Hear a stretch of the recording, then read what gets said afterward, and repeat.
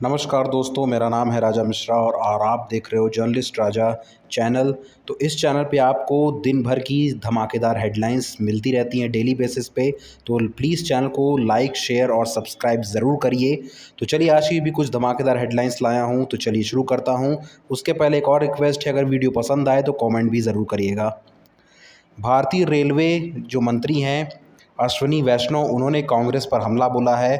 उन्होंने कहा कि कांग्रेस लोको पायलटों को गुमराह कर रही है कि आप लोगों को मतलब कि उतना इज़्ज़त नहीं मिलती जितना और रेलवे वालों को मिलता है।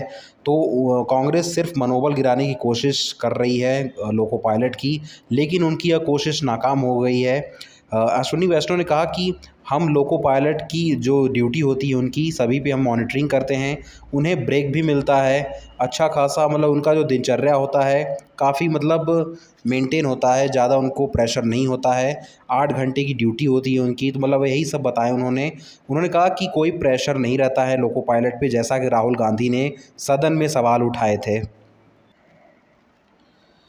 आंध्र प्रदेश में बीपीसीएल यानी कि Bharat Petroleum Corporation Limited Andhra Pradesh में 1 लाख करोड़ रुपए का निवेश करने को तैयार हो चुका है। बिल्कुल आप सही सुन रहे हो, राज्य के उद्योग मंत्री ने दावा किया है कि बीपीसीएल आने वाले कुछ समय में 1 लाख करोड़ रुपए का निवेश करेगा। और इसमें सबसे बड़ा जो निवेश है वो एक तेल की रिफाइनरी है, यानी कि एक ऑयल रिफाइनरी भी खोलने वाला है आंध्र प्रदेश में बीपीसीएल। तो बहुत बड़ी बात है, चंद्रबाबू नायडू की गवर्नमेंट में यह बहुत बड़ी उपलब्धि हासिल हुई है आंध्र प्रदेश को।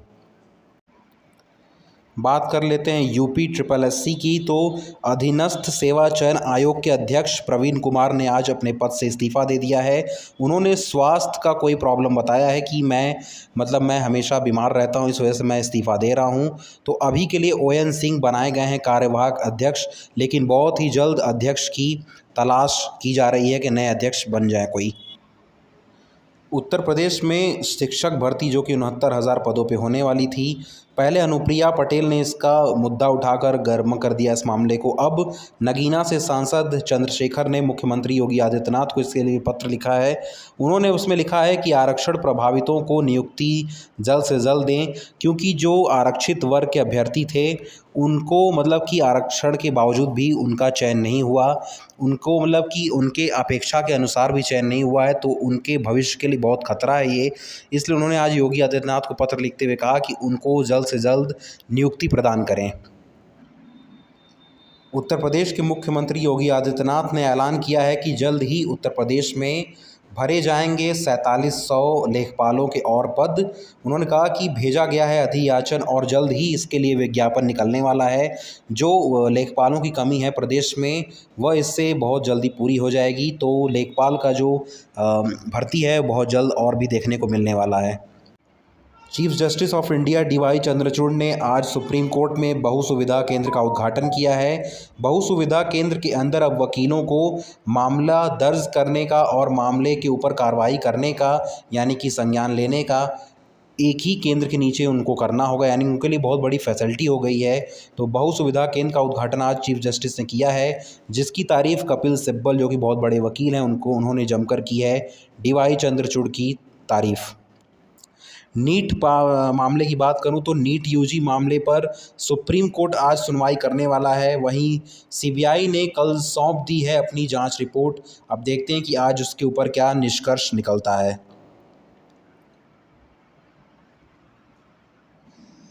बिम्स्टेक के विदेश मंत्रियों के सम्मेलन की शुरुआत आज न्यू दिल्ली में हो चुकी है। 11 और 12 जुलाई को यह न्यू दिल्ली में ऑर्गेनाइज हो रहा है, जिसमें सभी विदेश मंत्री सुरक्षा व्यापार में सहयोग बढ़ाने पर फोकस करेंगे। इसमें सुरक्षा, व्यापार और साथ ही निवेश पर भी चर्चा होगी। इसमें भूटान, नेपाल, म्यांमार, थाईलैंड जैसे देशों के विदेश मंत्री शामिल हुए हैं। अमेरिकी सांसद राजा कृष्णमूर्ति ने कहा है कि चीन को आक्रामकता छोड़नी होगी, जो कि उसके मतलब कि इकॉनमी को गिरा रही है। ड्रैगन की अर्थव्यवस्था में कुछ नाटकीय गिरावट देखने को मिल रही है, जिसके बाद भारतीय मूल के अमेरिकी सांसद राजा कृष्णमूर्ति ने कहा है कि चीन को अपने पड़ोसी देशों से आक्रामकता छोड़कर उनको साथ लेकर चलना होगा, नहीं तो जो उनकी जो इकॉनमी है और तेज़ी से गिरेगी। दरअसल जो चीन की इकॉनमी है बहुत ज़्यादा नीचे गिर रही है। साथ ही जो चीन की बेरोजगारी दर है वह 25% से ऊपर जा चुकी है, जो कि बहुत बड़ी खतरे की घंटी हो सकती है चीन के लिए। अमेरिका में राष्ट्रपति चुनाव की बात करूं तो अमेरिकी सिख संगठन ने ट्रंप को समर्थन देते हुए कहा है कि अगर चुनाव स्वतंत्र और निष्पक्ष तरीके से हुए तो डोनाल्ड ट्रंप की जीत पक्की है इस राष्ट्रपति चुनाव में, जो कि 5 नवंबर को होने वाला है अमेरिका में। तो जो अमेरिका में रहने वाले लोग हैं सभी लोग ज़्यादातर ट्रंप को ही जिता रहे हैं। भारत में बजट की बात करूं तो प्रधानमंत्री मोदी आज आर्थिक सुधारों पर चर्चा करने वाले हैं। बजट से पहले दिग्गजों की राय भी रखने वाले हैं पीएम मोदी।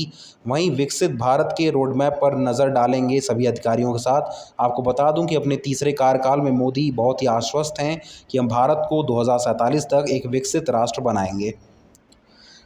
मुंबई के वॉरली में हिट एंड रन केस जो मामला चल रहा है उसके बारे में बता दूं तो आरोपी मिहिर शाह और उसके ड्राइवर को आमने सामने बिठाकर पूछताछ आज की है पुलिस ने। वहीं हादसे को एक बार फिर से नाट्य रूपांतरण किया गया, यानी कि एक बार फिर से दोहराया गया है कि कैसे एक्सीडेंट हुआ और कैसे महिला की मौत हुई है। दरअसल जो मिहिर शाह है जिसकी वो कार थी, उसने मान लिया है कि हाँ मैं नशे में था और मेरी वजह से उस महिला की जान गई है, लेकिन मुझे नहीं पता था कि बाइक से मेरी कार जब टक्कर खाएगी तब वो महिला मेरे कार के नीचे आ गई थी। मुझे नहीं पता था, नहीं तो मैं कार वहीं पे रोक देता। हरियाणा विधानसभा चुनाव की बात करूं तो हरियाणा में इनेलो और बसपा का गठजोड़ तीसरी बार हुआ है। 37 विधानसभा सीट पर बसपा चुनाव लड़ेगी हरियाणा में और वहीं 53 सीटों पर इनेलो के हिस्से में जाने वाला है, यानी कि इनेलो की तरफ से अभय चौटाला ही सीएम का चेहरा होने वाले हैं आगामी हरियाणा विधानसभा चुनाव के लिए। सीबीआई ने सुप्रीम कोर्ट में नीट केस की जांच रिपोर्ट सौंप दी है। वहीं केंद्र ने कहा है कि धांधली बड़ी नहीं है। एनटीए ने कहा कि पेपर लीक के वीडियो फेक हैं। पेपर लीक का जो मामला है बहुत ज़्यादा गलत तरीके से दिखाया जा रहा है, जिसके ऊपर आज सुप्रीम कोर्ट सुनवाई करने वाला है। बहुत ज़्यादा याचिकाएं आई हैं सुप्रीम कोर्ट में नीट पेपर को लेकर। ईडी ने मंगलवार को राउज एवेन्यू कोर्ट में कहा है कि दिल्ली के जो मुख्यमंत्री केजरीवाल हैं वह शराब नीति केस के सरगना हैं। स्कैम का पैसा जो इतना भी पैसा था वह आम आदमी पार्टी पर खर्च हुआ है। वहीं 208 पेज की 7वीं सप्लीमेंट्री चार्जशीट पेश की है ईडी ने राउज एवेन्यू कोर्ट में। अब देखते हैं आगे क्या कार्रवाई होती है केजरीवाल के खिलाफ। साल 2025 तक जियो का आईपीओ आ सकता है। इसके ज़रिए कंपनी 9.3 लाख करोड़ अपने उपभोक्ताओं से इकट्ठा करेगी। जियो के एक्टिव यूज़र की बात करूं तो 48 करोड़ से ज़्यादा एक्टिव यूज़र हैं, जो कि बहुत बड़ी तादाद है। तो एक तरह से देखें तो 50 करोड़ के आसपास जियो के यूज़र हैं, जिससे कि बहुत फ़ायदा होने वाला है जियो को। अभी खबर आ रही है कि नीट मामले की सुनवाई अब 18 जुलाई तक टल चुकी है। बिल्कुल सही सुन रहे हो आप। आज सुनवाई होने वाली थी लेकिन सुप्रीम कोर्ट ने 18 तारीख का डेट दे दिया है। सीबीआई एनटीए केंद्र सरकार सौंप चुकी है हलफनामा। वहीं chief justice of India Chandrachud की बेंच इसकी सुनवाई कर रही है। अब अगली सुनवाई 18 जुलाई को होगी।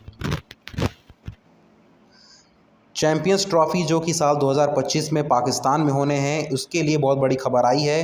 भारत के पाकिस्तान जाने के आसार बहुत ही कम लग रहे हैं, क्योंकि बीसीसीआई दुबई या श्रीलंका में मैच कराने के लिए आईसीसी से अपील कर सकती है।